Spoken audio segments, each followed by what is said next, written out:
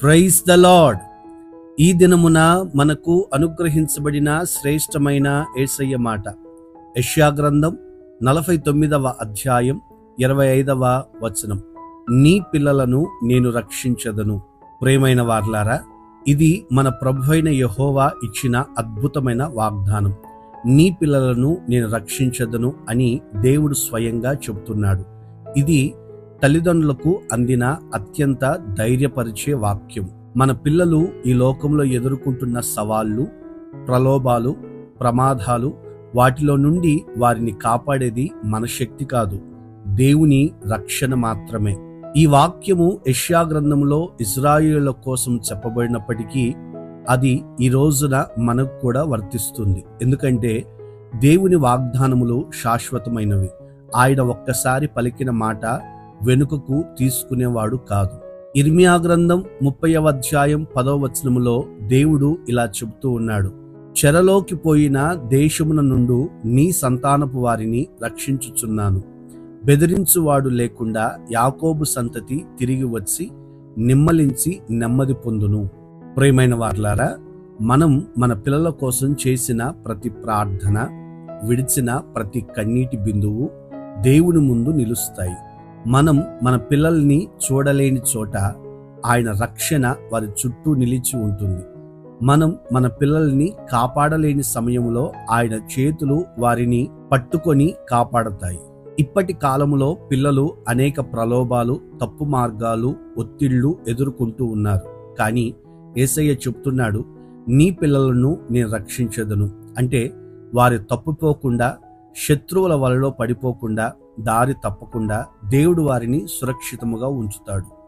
దేవుడు రక్షించే విధానం మనకు అర్థం కాకపోయినా ఆయన అమలుపరిచే పద్ధతి పరిపూర్ణమైనది. ఆయన రక్షణ కేవలం శారీరక రక్షణ మాత్రమే కాదు, ఆత్మీయ రక్షణ కూడా. ఆయన నీ పిల్లల హృదయాలను తాకి వారిని దేవుని దారిలో నడిపించును. ఈ మాటలు వింటున్న ప్రియ సహోదరుడా, సహోదరి, నీ పిల్లల కోసం నిరంతరం ప్రార్థన చేయి.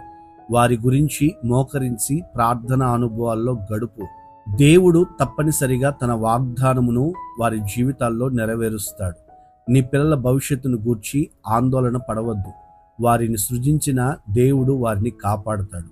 దేవుని రక్షణ మనకు మాత్రమే కాదు, మన తరాలకు కూడా ఉంది.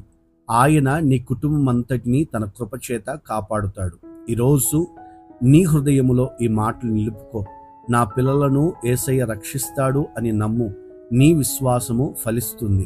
ఆయన నీ సంతానమును సురక్షితముగా ఉంచునుగాక. ప్రార్థన.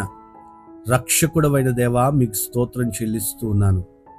నీ పిల్లలను నేను రక్షించదునని మీరు ప్రమాణం చేసిన ప్రమాణపూర్వకమైనటువంటి మాటలు ప్రతి ఒక్కరి జీవితాల్లో నెరవేర్చండి.